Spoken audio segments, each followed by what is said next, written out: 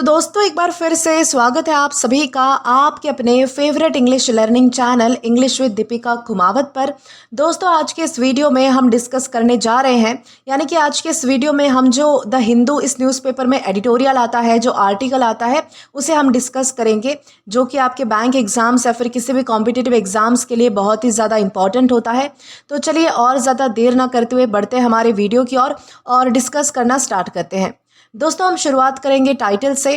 तो आज के हमारे एडिटोरियल का टाइटल आता है shifting Sands on the Pakistan Saudi Arabia Turkey joint defence agreement. यानी कि यहाँ पर क्या बताया गया है, इस लाइन का मतलब ये है कि ये जो एडिटोरियल है ये पाकिस्तान, ये सऊदी अरेबिया और जो टर्की है या फिर जिसे तुर्की भी कहा जाता है, उनके बीच हुए एक नए जॉइंट डिफेंस एग्रीमेंट पर बात कर रहा है। जॉइंट डिफेंस एग्रीमेंट यानी कि आपस में मिलकर कोई सुरक्षा और डिफेंस का समझौता करना, उसके बारे में जो है वो मतलब कि यहाँ पर इस एडिटोरियल में बात की जा रही है। और ये जो जॉइंट डिफेंस एग्रीमेंट है ये किन देशों के बीच में हुआ है, तो पाकिस्तान, सऊदी अरेबिया और टर्की। ओके, और ये बताता है कि मिडिल ईस्ट और ये जो साउथ एशिया की जो राजनीति है उसमें हालत जो है वो कितनी ज़्यादा तेज़ी से बदल रहे हैं। यहाँ पर आप जो है वो पहला पार्ट देखिए, बताया गया है शिफ्टिंग सैंड्स। ओके दोस्तों, इसका क्या मतलब होता है, जैसे अगर लिटरल मीनिंग समझे तो आपको भी समझ आ रहा होगा कि शिफ्टिंग सैंड्स का मतलब हो सकता है कि खिसकती हुई रेत, यानी कि रेगिस्तान की खिसकती हुई रेत। लेकिन यहाँ पर जो है वो इसका एक कहावत के रूप में यूज़ हुआ है, जिसका मतलब है कि ऐसे कंडीशन जो कि बहुत ही तेज़ी से और लगातार जो है वो बदल रही है, उस कॉन्टेक्स्ट में यहाँ पर जो है वो शिफ्टिंग सैंड्स का यूज़ किया गया है। जैसे रेगिस्तान में हवा से जो रेत के जो पहाड़ होते हैं वो अपनी जगह बदल लेते हैं या फिर मतलब कि रेत जो है वो उड़ने लग जाती है, वैसे ही इन तीन देश के आपस में आ जाने से जियोपॉलिटिक्स यानी कि जो अंतर्राष्ट्रीय राजनीति की जो डायनामिक्स है वो बदल रही है। और जॉइंट डिफेंस एग्रीमेंट का मतलब आपको मैंने पहले बताया है, इसका मतलब है कि ऐसा कानूनी समझौता जहां पर ये तीनों देश जो है वो मिलिट्री हथियारों और जो देश की जो सुरक्षा है उसके मुद्दे पर एक दूसरे के मतलब कि साथ देने के लिए जो है वो हाथ मिला रहे हैं। यानी कि इस लाइन की समरी ये है कि पाकिस्तान, सऊदी अरेबिया और ये जो टर्की है उन्होंने आपस में जो है वो एक नया डिफेंस समझौता किया है, जो ये दिखाता है कि एक क्षेत्र यानी कि रीजन की राजनीति और आपस के रिश्ते बहुत ही मतलब कि तेज़ी से बदले जा रहे हैं या फिर बदल रहे हैं, इस तरीके से आप कह सकते हैं। अब दोस्तों यहाँ तक हमने जो है वो एक टाइटल हमारा डिस्कस कर लिया है, ठीक है। अब इससे हमें ये तो समझ में आता है कि आज के हमारे एडिटोरियल का जो थीम है वो है इंटरनेशनल रिलेशंस, ठीक है। यानी कि आज हम जो है वो मतलब कि जो देशों के रिलेशंस है उनके बीच में कौन कौन सी बातें हैं या फिर कौन कौन सी चीज़ें होने वाली है उनके बारे में पढ़ने वाले हैं, क्योंकि पैसेज का main focus Pakistan, Saudi Arabia और जो टर्की है उनके बीच डिफेंस एग्रीमेंट पर है, वेस्ट एशिया की चेंजिंग सिक्योरिटी आर्किटेक्चर पर है, साथ ही साथ regional alliance, Iran Israel conflict और जो यूएस की जो डिक्लाइनिंग स्ट्रैटेजिक इन्फ्लुएंस है, इन सारे मुद्दों पर हम बात करेंगे। यानी ये कंट्रीज़ के स्ट्रैटेजिक रिलेशंस, मिलिट्री कोऑपरेशंस और जो रीजनल सिक्योरिटी है उनको डिस्कस करता है। इसलिए आज के हमारे पैसेज का थीम कैसा है, तो इंटरनेशनल रिलेशंस आज के हमारे पैसेज का थीम हो जाता है। और दोस्तों आगे बढ़ने से पहले एक इंपॉर्टेंट बात कि हमें इस पैसेज को एज अ पैसेज ही पढ़ना है, हमें इससे कोई हमारा पॉलिटिकल ओपिनियन रेज नहीं करना है। हम ना ही तो किसी को प्रेज कर रहे हैं और ना ही किसी को मतलब कि क्रिटिसाइज कर रहे हैं, कंडेम कर रहे हैं या फिर सपोर्ट कर रहे हैं। तो एज अ स्टूडेंट हमें बस इसे पैसेज समझकर मतलब कि पढ़ना है। आइए अब शुरुआत करेंगे। तो हमारे मतलब कि हमने जो है वो एडिटोरियल की जो लाइन है, हेडलाइन थी, वो हमने डिस्कस कर ली। और हमारे हेडलाइन के नीचे जो है वो आपको एक और लाइन दी जाती है और वो है Pakistan, Saudi Arabia and Turkey will struggle to create a credible deterrent. यहाँ पर क्या बताया गया है, इस लाइन का मतलब ये है कि पाकिस्तान, सऊदी अरेबिया और जो टर्की है वो आपस में कितना भी बड़ा समझौता कर ले, लेकिन एक ऐसे क्रेडिबल डेटरेंट का क्या मतलब होता है, एक ऐसा पक्का और बिलीवेबल खौफ और डर जिसे दुश्मन मतलब कि हमला करने से पहले सोचता है, यानी कि एक ऐसा क्रेडिबल डेटरेंट बनाना उनके लिए बहुत ही स्ट्रगल यानी कि मुश्किल या फिर मशक्क़त वाला काम होगा। यहाँ पर दोस्तों क्रेडिबल डेटरेंट का मतलब होता है एक ऐसे मिलिट्री ताकत या फिर वार्निंग जिसे देखकर दुश्मन देश जो है, जैसे कि इजराइल है या फिर जो कोई और राइवल हो सकता है उनका, वो डर जाए या फिर हमला करने की कभी सोचे ही ना, हिम्मत ही ना करे। तो क्रेडिबल का मतलब होता है जिस पर भरोसा किया जा सके, और डेटरेंट का मतलब होता है कि रोकथाम या फिर डर। तो ऑथर कह रहे हैं कि इन तीनों देश के आपस में मिलने के बावजूद एक वही पुरानी ताकतवर और असरदार डिफेंसिव जो छतरी है, फियर फैक्टर जो है, वो तैयार करना जो है वो बहुत ही मुश्किल काम होगा। यानी कि इस एक लाइन में हमें क्या बताया गया है कि पाकिस्तान, सऊदी अरेबिया और जो टर्की है, इनके लिए एक ऐसा मजबूत मिलिट्री गठबंधन यानी कि अलायंस बनाना बहुत ही मुश्किल होगा, जिससे उनके दुश्मन सच में डर कर उन पर हमला करने से पीछे हट जाए। इस तरीके से यहाँ पर बताया गया है।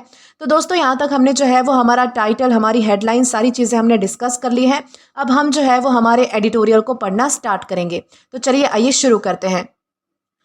तो दोस्तों यहाँ पर बताया जा रहा है, the joint defence agreement signed by Pakistan, Saudi Arabia and Turkey in Mecca on August 7 reflects their shared strategic anxieties and the changes underway in West Asia security architecture।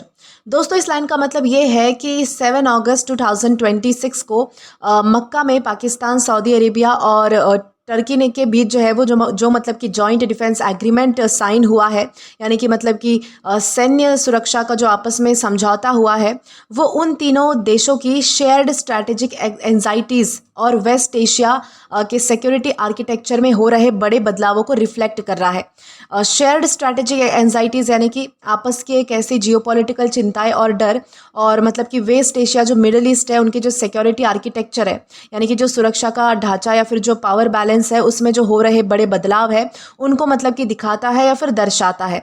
यानी कि आसान भाषा में कहा जाए तो ये तीनों देश ऐसे ही बिना किसी वजह के एक साथ नहीं आए हैं। तीनों देशों को मिडिल ईस्ट के बदलते माहौल में एक ऐसा खतरा और चिंता यानी कि एंजाइटीज महसूस हो रही थी, इसलिए उन्होंने जो है वो मक्का जैसे होली शहर में मिलकर एक जो है वो नया जॉइंट डिफेंस एग्रीमेंट साइन किया है, जो कि ये साबित करता है कि मिडिल ईस्ट में अब पुराने मिलिट्री अलायंसेस बदल रहे हैं और एक नया पावर सेंटर बनाया जा रहा है। इस तरीके से आपको समझना है। दोस्तों वेस्ट एशिया सिक्योरिटी आर्किटेक्चर के बारे में अगर आपको मैं और कुछ बताऊं तो पहले वेस्ट एशिया यानी कि जो मिडिल ईस्ट था, उसकी सिक्योरिटी का पूरा जिम्मा यूएसए के हाथ में होता था, लेकिन पिछले कुछ सालों में जो है वो यूएसए के बदलते एटीट्यूड और इजराइल ईरान कॉन्फ्लिक्ट की वजह से सऊदी अरेबिया और ये जो टर्की है, इनके जैसे जो देश है, उनको लग रहा है कि उन्हें जो है वो अपनी सुरक्षा के लिए खुद का नया अलायंस बनाना ज़रूरी होगा। ठीक है, इसी बदलाव को एडिटोरियल में सिक्योरिटी आर्किटेक्चर का बदलना कहा गया है, और इसी की वजह से जो है वो ये तीनों देश जो है वो मिलकर काम करेंगे या फिर आपस में एक दूसरे की मदद करेंगे। इस तरीके से हम कह सकते हैं। यहाँ तक क्लियर है? तो आगे बढ़ते हैं। आगे बताया जाता है, The three countries have pledged to bolster collective security and deterrence and promised to treat an armed attack against one as an attack against all. On paper, this is a formidable alliance. इस sentence का मतलब है कि ये जो तीनों देश है, उन्होंने कलेक्टिव सिक्योरिटी यानी कि आपस की मिलीजुली जो सुरक्षा है, और जो डेटरेंस है, डेटरेंस का मतलब होता है दुश्मन के दिल में खौफ या फिर डर पैदा करना। तो इन दोनों चीज़ों को यानी कि कलेक्टिव सिक्योरिटी को और डेटरेंस को जो है वो बॉल्स्टर किया है, बॉल्स्टर करने का प्लेज लिया है, यानी कि एक तरीके से बॉल्स्टर करना यानी कि मजबूत करना, या फिर मतलब कि मजबूत करने का प्लेज लिया है, यानी कि पक्का वादा किया है या फिर कसम खाई है। इस तरीके से आप समझ लीजिए। उन्होंने ये वादा किया है कि अगर तीनों में से किसी एक देश पर भी आर्म अटैक होता है, आर्म अटैक यानी कि हथियारों से जो है वो मतलब कि हमला होता है, तो उसे जो है वो तीनों देश पर जो है वो हमला माना जाएगा। यानी कि मान लीजिए कि पाकिस्तान पर हमला हो गया, तो जो सऊदी अरेबिया है या फिर जो टर्की है, उनको भी ऐसा लगेगा कि हम पर भी हमला हुआ है। और ये जो है वो मतलब कि ऑन पेपर यानी कि कागज़ों पर ये देखने में ये बहुत ही फॉर्मिडेबल अलायंस लगता है, यानी कि बहुत ही मतलब कि भयानक गठबंधन लगता है। आसान भाषा में कहे तो इस एग्रीमेंट में एक बहुत ही बड़ा रूल शामिल किया गया है कि एक पर हमला सभी पर हमला। देखने में जो है वो कागज़ों पर ये जो गठबंधन है यानी कि ये जो अलायंस है वो बहुत ही ताकतवर और ख़तरनाक तो लगता है, क्योंकि ये बिल्कुल जो है वो नाटो की जो मशहूर आर्टिकल 5 है, आर्टिकल 5 जो है वो उसके जैसा काम करता है। यानी कि यहाँ पर क्या बताया गया है, कानूनी भाषा में इसे म्यूचुअल डिफेंस पैक्ट भी मतलब कि कहा जाता है। ठीक है, जैसे कि आपस में एक दूसरे की रक्षा का जो कानून है, इस तरीके से भी मतलब कि इसे म्यूचुअल डिफेंस पैक्ट भी हम कह सकते हैं। दोस्तों वर्ल्ड वॉर सेकेंड के बाद बनाए गए जो नाटो यानी कि जो नाटो पैक्ट था, वेस्टर्न मिलिट्री अलायंस, उसमें भी जो है वो यही नियम था। लेकिन रियलिटी में ऐसे पैक्ट्स को अप्लाई करना बहुत ही मुश्किल होता है, क्योंकि ज़रूरी नहीं है कि अगर किसी एक देश पर हमला हो तो दूसरे देश बिना किसी स्वार्थ के यानी कि सेल्फिश इंटरेस्ट के अपनी आर्म्स भेज दे। भाई वो क्यों खतरा मोल लेंगे किसी और दूसरे देश से। ठीक है, इसलिए राइटर ने कहा है कि ये जो है वो ये चीज़ ऑन पेपर देखने में यानी कि सिर्फ लिखने में तो फॉर्मिडेबल लगती है, लेकिन रियलिटी में देखना होगा कि ऐसा कुछ होता भी है या फिर नहीं। आगे यहाँ पर बताया जा रहा है, Pakistan is a nuclear arm country with a powerful military. Saudi Arabia, one of the world's largest crude oil exporters, has deep pockets and considerable influence across the Muslim world, and Turkey has an expanding military industrial base including advance drone production capabilities. यानी कि यहाँ पर इस line में बताया जा रहा है कि अलायंस में शामिल तीनों देशों की अपनी अपनी बहुत ही बड़ी बड़ी और अलग अलग स्ट्रेंथ्स है, यानी कि कुछ खासियत है तीनों देशों की। पाकिस्तान एक न्यूक्लियर आर्म्ड यानी कि परमाणु हथियारों से लास और जो एटॉमिक बॉम्ब वाला जो है वो मतलब कि एक देश है जिसकी मिलिट्री पावर बहुत ही ताकतवर है, ठीक है, यानी कि मिलिट्री पावर बहुत ज़्यादा है पाकिस्तान के पास। सऊदी अरेबिया की अगर बात की जाए तो ये दुनिया का सबसे बड़ा क्रूड ऑयल यानी कि जो कच्चा तेल होता है उसका एक्सपोर्टर्स है, यानी कि बेचने वाला है फिर निर्यात करने वाला देश है। उसके पास जो है वो डीप पॉकेट्स है, यानी कि धड़ल्ले से खर्चा करने के लिए बेशुमार पैसा है और पूरे मुस्लिम वर्ल्ड में जो है वो उसका बहुत ही बड़ा इन्फ्लुएंस है, यानी कि प्रभाव है या फिर दबदबा है, इस तरीके से हम कह सकते हैं। और जब बात आती है टर्की की या फिर तुर्की जिसे हम कहते हैं उसकी, तो उसके पास एक तेज़ी से बढ़ता हुआ मिलिट्री इंडस्ट्रियल बेस है, यानी कि मतलब कि हथियार और जो मिलिट्री इक्विपमेंट बनाने वाली जो इंडस्ट्रीज होती है ना बड़ी बड़ी, वो है, जिसमें एडवांस ड्रोन प्रोडक्शन कैपेबिलिटीज़ भी शामिल है, यानी कि जो आधुनिक ड्रोन बनाने की जो ताकत है वो उसके पास है। किसके पास? टर्की के पास, यानी कि तीनों के पास जो है वो कुछ ना कुछ चीज़ें है। यानी कि आसान भाषा में कहा जाए तो ये लाइन हमें समझा रही है कि इन तीनों का कॉम्बिनेशन कागज़ पर इतना खतरनाक क्यों लगता है, क्योंकि तीनों के पास अलग अलग सुपर पावर्स है। पाकिस्तान के पास न्यूक्लियर वेपन्स और आर्मी है, सऊदी अरेबिया के पास पैसा और जो रिलीजन ऑयल की पावर है, और टर्की के पास जो है वो मॉडर्न टेक और हथियारों की फैक्ट्री है। इसलिए ये जो पैक्ट है ना वो देखने में इतना ज़्यादा खतरनाक लगता है क्योंकि ये तीनों कंट्रीज़ मिलकर और भी ज़्यादा पावरफुल हो चुकी है। अब दोस्तों आगे यहाँ पर बताया जाता है that the pact was announce in the middle of the war on Iran and Israel's continuing bombing campaigns in the region is no coincidence. यानी कि इस लाइन का मतलब ये है कि इस पैक्ट यानी कि ये जो समझौता है या फिर ये जो गठबंधन है या फिर ये जो भी अलायंस हुई है तीनों देशों के बीच में, इसको जो अनाउंसमेंट है यानी कि इसकी जो घोषणा या फिर जो सबके सामने जो ऐलान है, ये ईरान पर हो रहे वॉर यानी कि युद्ध और इसराइल की तरफ से जो इस रीजन यानी कि क्षेत्र या फिर इलाके में जो की जा रही कंटिन्यूइंग बॉम्बिंग कैंपेन्स है, यानी कि जो लगातार हो रही जो बमबारी है, इसके बीच में जो है वो होना, यानी कि जो पैक्ट है वो स्पेसिफिक इसी माहौल के बीच में होना कोई कोइंसिडेंस तो नहीं है, यानी कि कोई इत्तेफाक या फिर अचानक हुई कोई घटना नहीं है। यानी कि आसान भाषा में कहा जाए तो ऑथर कह रहे हैं कि ये जो टाइमिंग है वो बहुत ही सोच समझ कर मतलब कि चुनी गई है। इस वक्त जो है वो मिडिल ईस्ट में हालात बहुत ही ख़राब है। इसराइल जो है वो लगातार अलग अलग जो है वो मतलब कि इलाकों पर जो है वो मतलब कि बॉम्ब बरसा रहा है और ईरान के साथ जो है वो युद्ध का माहौल है।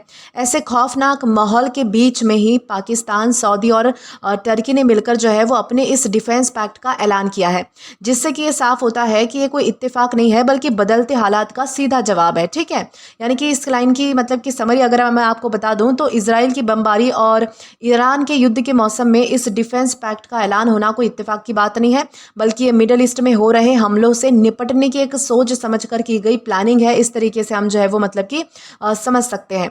दोस्तों इंटरनेशनल रिलेशंस में किसी भी बड़े डिफेंस पैक्ट का टाइमिंग बहुत ही इंपॉर्टेंट होता है। ठीक है, जब मिडल ईस्ट का बाकी देश और मतलब कि इसराइल और अमेरिका के तेवर देखकर मतलब कि डर रहे हैं, तो सऊदी अरेबिया और जो टर्की है और जो पाकिस्तान है, उन्होंने एक साथ आकर दुनिया को ये सिग्नल दिया है कि वो अपनी सुरक्षा के लिए किसी तीसरे देश यानी कि जैसे कि यूएसए पर डिपेंड रहने के बजाय अपना खुद का मिलिट्री ब्लॉक बना रहे हैं। इस तरीके से यहाँ पर हमने जो है वो मतलब कि समझा है। आगे हमें बताया जाता है Faced with the prospect of reduced American strategic presence in West Asia, regional powers have begun looking beyond the traditional US security umbrella for new partnerships.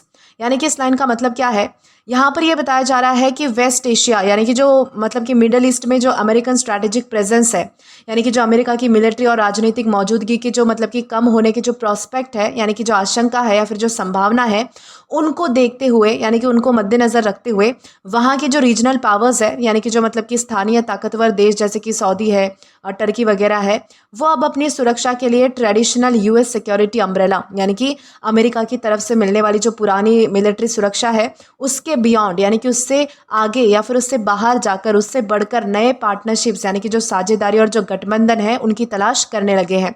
यानी कि आसान भाषा में कहा जाए तो यहाँ पर ये बताया जा रहा है कि पहले मिडल ईस्ट के देश यानी कि जो खासकर सऊदी अरेबिया है उनकी सुरक्षा का पूरा जिम्मा अमेरिका के हाथ में था, जिसे सिक्योरिटी अम्ब्रेला कहा जाता था। ठीक है, लेकिन अब लग रहा है कि अमेरिका वहाँ से अपना ध्यान और मिलिट्री जो है वो कम कर रहा है।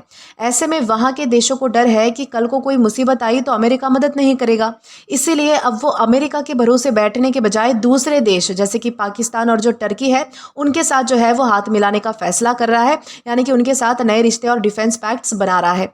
इस तरीके से जो है वो यहाँ पर हमें समझाने की कोशिश की जा रही है। दोस्तों आगे बताया जाता है, इन सितंबर 2025 a few weeks after Israel bombed Qatar, Pakistan and Saudi Arabia announced a bilateral defense agreement. इस लाइन में क्या बताया गया है कि सितंबर 2025 में इजराइल के कतर पर बॉम्बिंग यानी कि बमबारी करने के कुछ ही हफ्तों बाद में पाकिस्तान और सऊदी अरेबिया ने एक बायलैटरल डिफेंस एग्रीमेंट यानी कि दोनों देशों के बीच में जो है वो आपस का सैन्य सुरक्षा जो समझौता है उसकी जो घोषणा है वो कर दी गई थी। यानी कि पहले जो ये पैक्ट था ये बायलैटरल था, यानी कि दो देश के बीच में ही हुआ था, यानी कि पाकिस्तान और सऊदी अरेबिया के बीच में ही मतलब कि ये पैक्ट हुआ था। यानी कि सिंपली कहा जाए तो ये लाइन बताती है कि ये जो पूरा प्रोसेस है वो पहले से ही चला आ रहा था। अगस्त 2026 में जो पाकिस्तान, सऊदी अरेबिया और जो टर्की का जो 3-वे जॉइंट एग्रीमेंट हुआ है उसकी शुरुआत एक्चुअली सितंबर 2025 में ही हो गई थी। जब इजराइल ने कतर पर अटैक किया था तभी सऊदी अरेबिया और पाकिस्तान ने आपस में हाथ मिला लिए थे, यानी कि बायलैटरल एक तरीके से मतलब कि पैक्ट साइन कर लिया था, डिफेंस पैक्ट जो है वो साइन कर लिया था कि दोनों देश जो है वो आपस में एक दूसरे की मदद करेंगे जरूरत पड़ने पर, ठीक है, जिसमें अब तुर्की भी जो है वो मतलब कि शामिल हो चुका है। इस तरीके से यहाँ पर जो है वो बताया जा रहा है। The war on Iran, which saw Tehran retaliating by striking US bases across the Persian Gulf, and Israel's war in its neighborhood, have further deepened the security concerns of Saudi Arabia and Turkey. आगे यहाँ पर क्या बताया जा रहा है, इस line का मतलब ये है कि ईरान पर हुए युद्ध जिसमें जवाब के रूप में जो है वो तेहरान यानी कि जो तेहरान है ईरान की जो राजधानी सरकार है उसने जो है वो पर्शियन गल्फ यानी कि जो फारस की जो खाड़ी है उसमें जो है वो मतलब कि फैले हुए जो यूएस बेसेस है, जैसे कि अमेरिका के जो सैन्य ठिकान है उन पर जो है वो हमले किए हैं। और इजराइल द्वारा जो है वो अपने नेबरहुड यानी कि जो पड़ोसी देश हैं उनमें लड़ी जा रही लड़ाइयों ने सऊदी अरेबिया और जो टर्की है उनकी जो सिक्योरिटी कंसर्न्स है यानी कि जो सुरक्षा की चिंता है उनको और भी ज़्यादा डीपन कर दिया है, यानी कि गहरा कर दिया है, बढ़ा दिया है। यानी कि यहाँ पर क्या बताया जा रहा है कि पूरे इलाके में जो है वो आग लगी हुई है। एक तरफ ईरान पर हमला हुआ तो ईरान ने जो है वो रिटेलिएशन यानी कि जवाबी हमले के तौर पर यानी कि पलटवार में जो है वो अरब देशों में बने हुए जो अमेरिकन मिलिट्री बेसेस हैं उन पर मिसाइल्स दाग दी। दूसरी तरफ इजराइल अपने आसपास के जो इलाके हैं उन पर लगातार हमले कर ही रहा है। तो इस पूरे वायलेंस और जंग के माहौल को देखकर सऊदी अरेबिया और जो टर्की है उनको बहुत ही ज़्यादा जो है वो डर लग चुका है, यानी कि जो देश है वो बहुत ज़्यादा डर गए हैं कि कहीं उनका अपना देश इस युद्ध में जो है वो पिस ना जाए बीच में। इसी वजह से उनकी जो सुरक्षा की जो चिंताएं हैं वो और भी ज़्यादा गहरी होती हुई नजर आ रही है। इस तरीके से यहाँ पर जो है वो बताया जा रहा है। दोस्तों आगे यहाँ पर बताया जाता है, they have now decided to turn the page on their often fraught relationship and build a trilateral framework with Pakistan, which fought a short aerial war with India in May 2025. दोस्तों इस लाइन का मतलब ये है कि Saudi Arabia और ये जो टर्की है उन्होंने अपने पुराने फ्रॉड रिलेशनशिप, फ्रॉड का क्या मतलब होता है, रिलेशनशिप का तो मतलब आपको पता होगा कि संबंध, ठीक है, रिश्ता एक तरीके से। फ्रॉड का मतलब होता है तनावपूर्ण, उलझन भरा या फिर जो खराब रिश्ता होता है वो। तो यहाँ पर ये बताया जा रहा है कि सऊदी अरेबिया और टर्की ने अपने जो पुराने फ्रॉड्स है यानी कि जो मतलब कि तनावपूर्ण रिश्ते हैं उनको भूलकर जो है वो टर्न द पेज करने का फैसला किया है। टर्न द पेज यानी क्या होता है, एक नए अध्याय या फिर एक नई शुरुआत करने का फैसला किया है सब कुछ भुलाकर। उन्होंने जो है वो पाकिस्तान के साथ मिलकर एक ट्राइलैटरल फ्रेमवर्क यानी कि 3 देशों का आपस में एक गुट बना लिया है या फिर मतलब कि एक तरीके से ढांचा बना लिया है, बनाने का निर्णय लिया है, इस तरीके से हम कह सकते हैं। वही पाकिस्तान जिसने जो है वो मई 2025 में इंडिया के साथ एक छोटा सा एरियल वॉर यानी कि हवाई फाइटर जेट की जो लड़ाई होती है वो लड़ी थी। यानी कि आसान भाषा में कहा जाए तो पहले सऊदी अरेबिया और टर्की के बीच बिल्कुल मतलब कि बनती नहीं थी और दोनों के रिश्ते बहुत ही खराब थे यानी कि फ्रॉड थे। लेकिन अब दोनों ने पुरानी जो दुश्मनी है वो छोड़कर आगे बढ़ने का फैसला किया है और इस नए 3-वे गठबंधन यानी कि ट्राइलैटरल में उन्होंने पाकिस्तान को भी मतलब कि साथ ले लिया है। और यहाँ पर पाकिस्तान का मेंशन करते वक्त बताया जाता है कि ये वही पाकिस्तान है जिसका हाल ही में जो है वो मतलब कि मई 2025 में इंडिया के साथ फाइटर जेट्स का एक आमना सामना हुआ था। अब दोस्तों आगे यहाँ पर बताया जाता है, this agreement shows the growing appetite of regional powers for formal security pacts. Turkey, which has long sought a bigger role in West Asia, will gain more strategic space. दोस्तों इस लाइन का मतलब ये है कि ये जो समझौता है वो रीजनल पावर्स यानी कि जो स्थानिक ताकतवर देश है उनके बीच फॉर्मल सिक्योरिटी पैक्ट्स यानी कि जो कानूनी और जो मतलब कि रस्मी सैन्य गुट है या फिर जो पैक्ट्स है उनको लेकर जो है वो मतलब कि आगे बढ़ते हुए एपेटाइट यानी कि जो एक तरीके से चाह है, एपेटाइट का मतलब होता है भूख होना या फिर दिलचस्पी होना, उसको शो करता है यानी कि उसको दिखाता है। टर्की जो कि बहुत ही वक्त से जो है वो वेस्ट एशिया यानी कि जो मिडल ईस्ट है उसमें एक बिगर रोल यानी कि बड़ी भूमिका या फिर जो दबदबा हासिल करने की कोशिश कर रहा था, तो उसे अब वहाँ से और ज़्यादा स्ट्रैटेजिक स्पेस यानी कि जो खेलने और जो अपना प्रभाव बढ़ाने का जो है वो मौका मिल जाएगा। यानी कि आसान भाषा में यहाँ पर क्या बताया जा रहा है कि अब मिडल ईस्ट के देश सिर्फ बातों बातों में ही नहीं बल्कि पक्के कानूनी कागजों पर साइन करके मिलिट्री गठबंधन में मतलब कि बंध रहे हैं या फिर गठबंधन बना रहे हैं, इस तरीके से हम समझ सकते हैं। और इससे सबसे बड़ा फायदा टर्की को हो रहा है। टर्की बहुत पहले से चाहता था कि मिडल ईस्ट के मामलों में उसकी जो बात है वो मानी जाए और उसका जो है वो दबदबा बढ़ जाए। तो इस 3 वे पैक्ट के बनने से टर्की को जो है वो मिडल ईस्ट और जो गल्फ रीजन है उसमें अपना सिक्का जमाने का एक बहुत ही बड़ा और एक नया रास्ता मिल जाएगा। इस तरीके से यहाँ पर जो है वो बताया जा रहा है। दोस्तों इंटरनेशनल पॉलिटिक्स में स्ट्रैटेजिक स्पेस का मतलब होता है किसी देश को दूसरे इलाकों में अपना जो मिलिट्री है, अपनी जो इकोनॉमिक और जो डिप्लोमेटिक प्रभाव है वो बढ़ाने का मौका मिलना। पहले गल्फ कंट्रीज जैसे कि जो सऊदी अरेबिया था और या फिर जो टर्की है उनको जो है वो अपने इलाके में बहुत ज़्यादा घुसने नहीं देता था टर्कियों को, लेकिन अब जो है वो इस पैक्ट की वजह से टर्की को ना सिर्फ सऊदी अरेबिया में बल्कि पूरे गल्फ में जो है वो अपना मिलिट्री हार्डवेयर यानी कि जो मतलब कि ड्रोन्स है या फिर जो आर्म्स है वो बेचने और अपनी बात रखने का मतलब कि स्पेस मिल जाएगा यानी कि मौका मिल जाएगा। इसलिए यहाँ पर जो है वो स्ट्रैटेजिक स्पेस इतना इंपॉर्टेंट बताया गया है। आई होप आपको ये सारी चीज़ें क्लियर है। इसी के साथ हम आगे बढ़ेंगे। अब दोस्तों आगे बताया जाता है Pakistan, traditionally a South Asian regional power overshadowed by India, is also seeking to expand its role as a West Asia security provider and mediator. दोस्तों इस लाइन का मतलब ये है कि पाकिस्तान जो कि ट्रेडिशनली यानी कि पारंपरिक रूप से या फिर हमेशा से एक साउथ एशियन रीजनल पावर यानी कि दक्षिण एशिया की जो क्षेत्रीय ताकत है वो रहा है और जो हमेशा इंडिया से ओवरशैडो यानी कि भारत के कद ताकत या फिर जो दबदबे के आगे जो है वो फीका या फिर छोटा महसूस करता था। अब वेस्ट एशिया यानी कि जो मिडल ईस्ट है उसमें एक सिक्योरिटी प्रोवाइडर, सुरक्षा देने वाला या फिर जो मेडिएटर है मतलब कि एक बिचौलिया जिसे हम कह सकते हैं या फिर जो सुलह करवाने वाला जो होता है उसके रूप में जो है वो अपना रोल एक्सपैंड करना चाहता है यानी कि अपनी जो भूमिका है उसको और ज़्यादा बढ़ाना चाहता है या फिर फैलाना चाहता है, इस तरीके से हम कह सकते हैं। यानी कि साउथ एशिया में भारत की जो मतलब कि एक तरीके से इकोनॉमी और जो मिलिट्री ताकत है उसके आगे पाकिस्तान हमेशा से मतलब कि पीछे छूट जाता है। इसलिए पाकिस्तान अब अपना ध्यान साउथ एशिया से हटाकर वेस्ट एशिया यानी कि जो मिडल ईस्ट है उसकी तरफ लगा रहा है। वो सऊदी अरेबिया और जो बाकी अरब देश है उनको अपनी आर्मी, न्यूक्लियर पावर और जो मिलिट्री सपोर्ट है वो सारी चीज़ें देकर वहाँ एक सुरक्षा देने वाला देश और आपस के झगड़े सुलझाने वाला देश यानी कि जो मेडिएटर है उसके रूप में अपनी एक जो नई पहचान है या फिर दबदबा बनाना चाहता है। इस तरीके से यहाँ पर हम जो है वो समझ रहे हैं। ठीक है। The alliance would allow the 3 countries to deepen defense cooperation and military interoperability, though it is too early to say whether it would help them address their security challenges. इस लाइन का मतलब ये है कि ये जो अलायंस है यानी कि ये जो गठबंधन है तीनों देशों को डिफेंस कॉपरेशन यानी कि जो सैन्य सहयोग है या फिर जो हथियारों का जो लेन देन है और जो दूसरी बात बताई जाती है मिलिट्री इंटरोपरेबिलिटी, इसका मतलब होता है तीनों देशों की फौज का आपस में मिलजुल कर एक साथ काम करने की क्षमताएं होना। इसको जो है वो और भी ज़्यादा डीपन करेगा यानी कि और भी ज़्यादा मतलब कि गहरा और मजबूत करने का मौका देगा। दो यानी कि भले ही अभी ये कहना टू अर्ली यानी कि बहुत ही जल्दबाजी होगी कि क्या ये उनकी सिक्योरिटी चैलेंजेस यानी कि जो सुरक्षा से जुड़ी जो समस्याएं और जो डर है उनको एड्रेस यानी कि सुलझाने और दूर करने में सच में मदद करेगा या फिर नहीं, इस तरीके से यहाँ पर बताया जा रहा है।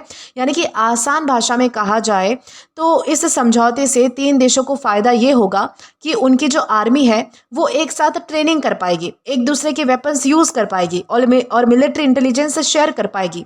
लेकिन राइटर कहते हैं कि अभी से ये कह देना इस पैक्ट से कि उनके दुश्मन डर जाएंगे या फिर उनकी सुरक्षा की सारी परेशानियां ही खत्म हो जाएगी, ये कहना बहुत ही ज़्यादा जल्दबाजी होगी। इस तरीके से यहाँ पर जो है वो बताया जा रहा है। अब दोस्तों आगे यहाँ पर बताया जाता है alliances based on collective security such as NATO and CSTO are generally formed to build deterrence against conflict. यानी कि इस लाइन में बताया जा रहा है कि कलेक्टिव सिक्योरिटी यानी कि आपस की मिलीजुली सुरक्षा और जो आम सुरक्षा है उस पर आधारित अलायंसेस यानी कि जो सैन्य गठबंधन है जैसे कि नाटो है या फिर जो CSTO है वो आमतौर पर इसीलिए फॉर्म्ड यानी कि बनाए जाते हैं ताकि जो लड़ाई और कन्फ्लिक्ट है यानी कि जो जंग है या फिर जो संघर्ष है उसको रोकने के लिए एक डेटरेंस यानी कि मतलब कि दुश्मन के दिल में खौफ या फिर डर पैदा जो है वो किया जा सके। यानी कि राइटर यहाँ पर दुनिया के दो बहुत ही बड़े मिलिट्री अलायंसेस नाटो और CSTO के उदाहरण दे रहे हैं। ये समझा रहे हैं कि जब मल्टीपल देश मिलकर ये तय करते हैं कि एक पर हमला सभी पर हमला माना जाएगा तो इसका मेन मकसद लड़ाई करना नहीं होता बल्कि दुश्मन के दिल में जो है वो इतना डर पैदा करना होता है कि वो हमला करने की हिम्मत ही ना करे। क्योंकि पहले अकेला देश था, अब 2-3 देश और ज़्यादा मिल चुके हैं साथ में, तो उनकी मिलिट्री पावर्स अलग है, इनकी मिलिट्री पावर्स अलग है और तीनों की मिलिट्री पावर्स मिलकर जो है वो बहुत बड़ा हमला कर सकते हैं जो भी मतलब कि राइवल देश होता है उस पर। तो ये एक तरीके से डर का माहौल क्रिएट करने के लिए या फिर अपनी सुरक्षा के लिए जो है वो दूसरों को डराना, इस चीज़ के लिए यानी कि दूसरों के मन में जो है वो एक तरीके से डेटरेंस पैदा करना, खौफ पैदा करना, डर का माहौल पैदा करना, इसके लिए जो है वो मतलब कि बनाया जा रहा है या फिर इसके लिए ये जो है वो पैक्ट किए जाते हैं। इस तरीके से यहाँ पर बताया जाता है। आगे यहाँ पर बताया जा रहा है the biggest liability of the Mecca agreement is that it was signed amid ongoing Wars. Over the past 5 months, Saudi Arabia has faced repeated Iranian missile and drone attacks। यानी कि यहाँ पर क्या बताया गया है, यहाँ पर यह बताया जाता है कि मक्का एग्रीमेंट की सबसे बड़ी लाइबिलिटी यानी कि सबसे बड़ी कमजोरी या फिर सबसे बड़ा नुकसान का कारण ये है कि इसे ऑनगोइंग वॉर्स यानी कि पहले से चल रही लड़ाइयों और युद्ध के बीच में साइन किया गया है। पिछले 5 महीनों में सऊदी अरेबिया को ईरानियन मिसाइल और जो मतलब कि ड्रोन पर जो अटैक्स, ड्रोन की जो अटैक्स हो रहे हैं यानी कि ईरान की तरफ से जो मतलब कि मिसाइल और जो ड्रोन हमले हो रहे हैं उनको बार बार फेस यानी कि सामना करना पड़ रहा है।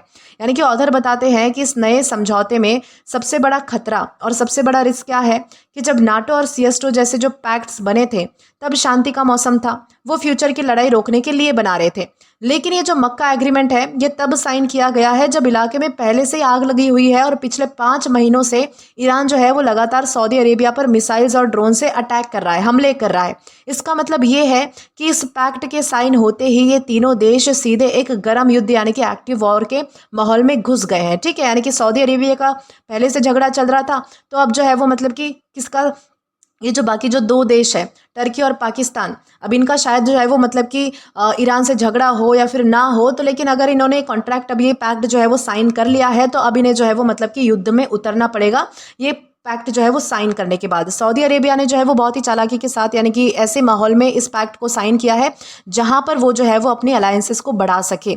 इसलिए यहाँ पर ये बताया जा रहा है कि सऊदी अरेबिया के साथ जो है वो पाकिस्तान और टर्की ने जब पैक्ट साइन कर लिया तो उनके लिए ये एक बात जो है वो सामने आ चुकी है कि अब जो है वो साइन करने के बाद उन्हें तुरंत एक जो है वो मतलब कि बहुत ही गर्म युद्ध में जो है वो उतरना पड़ेगा, लड़ना पड़ेगा सऊदी अरेबिया की तरफ से। क्योंकि भाई उन्होंने तो कह रखा है कि एक पर हमला सब पर हमला, तो अब जो है वो सऊदी अरेबिया पर हमला तो पाकिस्तान और टर्की पर भी हमला माना जाएगा, तो अब जो है वो आपस में लड़ना है। इस तरीके से यहाँ पर बताया जा रहा है the collective security pledge is unlikely to deter Iran from targeting US bases in Saudi Arabia if the war currently on pause escalates further. इस सेंटेंस का मतलब क्या है, यहाँ पर यह बताया गया है कि अगर अभी के लिए ऑन पॉज यानी कि रुकी हुई या फिर थमी हुई लड़ाई आगे चलकर और ज़्यादा एस्केलेट हो जाती है यानी कि बड़ी और गंभीर तेज़ होती है तो इस मतलब कि समझौते की कलेक्टिव सिक्योरिटी प्लेज यानी कि जो सबकी मिलजुल कर जो सुरक्षा करने की जो कसम है उसके अनलाइकली यानी कि ना के बराबर चांस है कि वो ईरान को सऊदी अरेबिया में बने उस यानी कि US बेसिस यानी कि जो अमेरिकन जो सैन्य ठिकान है उस पर टारगेटिंग यानी कि हमला करने या फिर निशाना बनाने से डटर यानी कि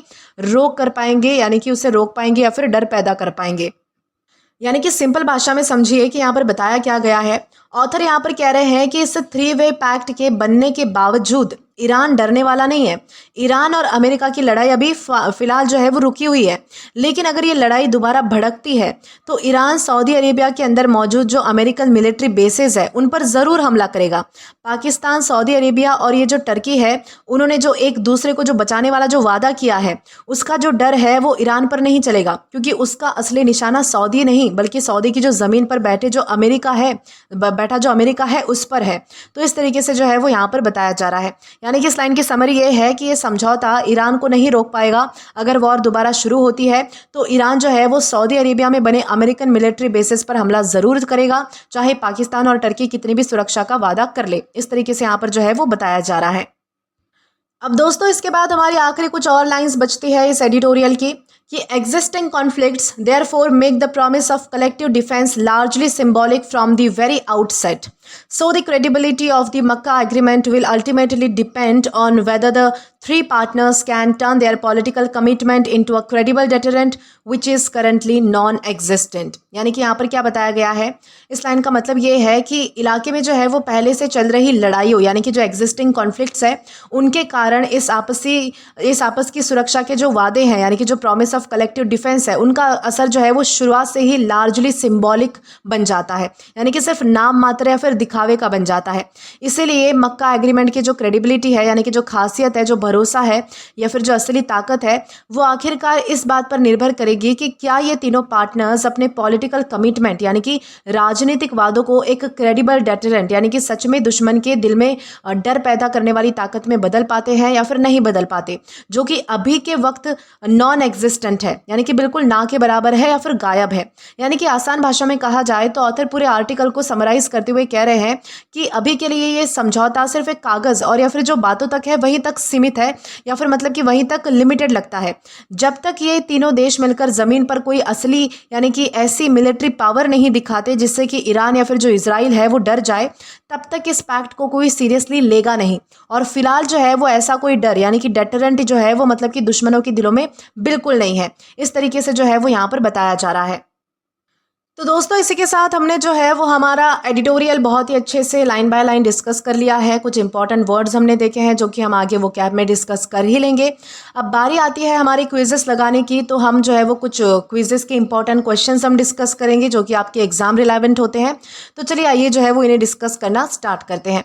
दोस्तों आज का हमारा सबसे पहला क्वेश्चन आता है कि पैसेज का ओवरऑल टोन क्या था, यानी कि ऑथर ने जो है वो अपने पैसेज में एक्सप्लेन करते वक्त किस तरीके का टोन रखा था. ठीक है, ये हम डिस्कस करेंगे. सबसे पहला हमारा ऑप्शन आता है कि भाई सेलिब्रेटरी एंड ट्रायम्फेंट था, तो ये तो रॉन्ग है. ऑथर एग्रीमेंट को फॉर्मिडेबल बोलते हैं लेकिन उसकी सक्सेस को सेलिब्रेट नहीं कर रहे हैं. किसी भी तरीके की जो है वो मतलब कि सेलिब्रेशन या फिर जो अच्छी बातें हैं इस तरीके से तो यहाँ पर कुछ नहीं हुआ है, बल्कि उसकी लिमिटेशंस को भी बताया गया है. ठीक है, तो इस तरीके से ये तो हमारा ऑप्शन जो है वो मतलब कि हम यानी कि अवॉइड करके चलेंगे, यानी कि इसे तो हम कंसिडर नहीं कर सकते. दूसरा हमारा ऑप्शन आता है एनालिटिकल एंड कॉशियसली स्केप्टिकल, यानी कि एनालिसिस करने वाला और कॉशियसली डाउटफुल है. तो इसे हम कंसिडर कर सकते हैं कि ऑथर एग्रीमेंट की जो है वो मतलब कि स्ट्रेंथ्स भी बता रहे थे, वीकनेसेस दोनों को डिस्कस कर रहे थे. एंड में स्पेसिफिकली क्रेडिबिलिटी और जो डेटरेंस है उन पर डाउट रेज किया है, इसलिए एनालिटिकल पर plus cautiously sceptical best fit होता है. ठीक है, इस तरीके से हम इससे एक बार कंसिडर करके चलते हैं. आगे कुछ और भी ऑप्शंस है उन्हें भी डिस्कस कर लेंगे. इमोशनल और सिंपैथी वाला, ऐसा भी कुछ नहीं था. पैसेज जो है वो इमोशनल अपील पर बेस नहीं थी, स्ट्रैटेजिक एनालिसिस ज़्यादा इंपॉर्टेंट थी. इसमें कोई इमोशनल बातें या फिर सिंपैथी वाली बातें यहाँ पर नहीं की गई थी. ठीक है, तो इसे भी हम कंसिडर नहीं कर सकते. ह्यूमरस एंड सटायरिकल, क्या आपको पैसेज पढ़कर हंसी आई, कुछ हंसी ठट्टा जैसा आपको लगा, तो ऐसा भी नहीं था. पैसेज में ह्यूमर और सटायर तो बिल्कुल भी नहीं था, तो इसे भी हम जो है वो कंसिडर नहीं कर सकते. और लास्ट हमारा ऑप्शन आता है एंटायरली पेसिमिस्टिक. ओके, यानी कि कंप्लीटली नेगेटिव. तो क्या हमारा जो पैसेज था वो मतलब कि बहुत ज़्यादा मतलब कि नेगेटिव था. तो ऑथर जो है वो कम्प्लीटली पेसिमिस्टिक भी नहीं थे, वो डिफेंस कॉपरेशन और जो स्ट्रैटेजिक बेनिफिट्स हैं उनको एक्नॉलेज कर रहे थे. तो इस तरीके से हमारे ये जो सारे ऑप्शंस हैं उनको डिस्कस करने के बाद आपको पता चल ही गया होगा कि हमारा जो ऑप्शन नंबर दूसरा है एनालिटिकल एंड कॉशियसली स्केप्टिकल, यानी कि मतलब कि एनालिसिस करने वाला और कॉशियसली डाउटफुल होने वाला, तो ये हमारा जो है वो पैसेज का आज का टोन रहा है. ठीक है, इस तरीके से हमें समझना है. अब इसी के साथ हम आगे बढ़ेंगे हमारे अगले क्वेश्चन की ओर. दोस्तों इसके बाद हमारा अगला क्वेश्चन आता है कि according to the passage which of the following statements are correct, यानी कि पैसेज के अकॉर्डिंग कौन से स्टेटमेंट्स करेक्ट है यानी कि सही है. ठीक है, इस तरीके से आपको मतलब कि ऑप्शंस ढूंढने हैं. तो हमारा सबसे पहला ऑप्शन आता है Pakistan, Saudi Arabia and Turkey have pledge collective security. तो ये तो भाई करेक्ट है, यानी कि तीनों कंट्रीज़ ने कलेक्टिव सिक्योरिटी का प्रॉमिस किया है. पैसेज में क्लियरली दिया गया है कि भाई तीनों कंट्रीज़ ने कलेक्टिव सिक्योरिटी और डेटरेंस स्ट्रेंथन करने का जो है वो प्लेज किया है कि भाई एक पर हमला जो है वो सब पर हमला समझा जाएगा. इस तरीके से जो है वो तीनों देश जो है वो अब जब भी कोई प्रॉब्लम होगी, किसी देश से कोई वॉर होगा, लड़ाई झगड़ा होगा, तो तीनों देश जो है वो आपस में मदद करेंगे इस तरीके से. तो ये तो सही है, इसे हम कंसिडर कर सकते हैं. दूसरा आता है Turkey has an expanding military industrial base, यानी कि टर्की का मिलिट्री इंडस्ट्रियल बेस एक्सपैंड हो रहा है इस तरीके से, यानी कि ये भी करेक्ट है कि टर्की के एक्सपैंडिंग मिलिट्री इंडस्ट्रियल बेस और एडवांस ड्रोन प्रोडक्शन का डायरेक्ट यहाँ पर मेंशन भी किया गया था, तो ये चीज़ भी सही है. तीसरा हमारा आता है the agreement was sign after all existing regional conflict has ended, यानी कि एग्रीमेंट तब साइन हुआ जब सारे रीजनल कॉन्फ्लिक्ट खत्म हो चुके थे। तो ये तो गलत है, बल्कि एग्रीमेंट जो है वो ऑनगोइंग वॉर्स के बीच में साइन हुआ था। ऑथर इसी को एग्रीमेंट की बिगेस्ट लाइबिलिटी यानी कि कमजोरी बता रहे थे कि सऊदी अरेबिया ने जो है वो ऐसे मौके पर जो है वो मतलब कि ये पैक्ट साइन किया है या फिर ये समझौता किया है जब उसका वॉर जो है वो मतलब कि ईरान से चल रहा है।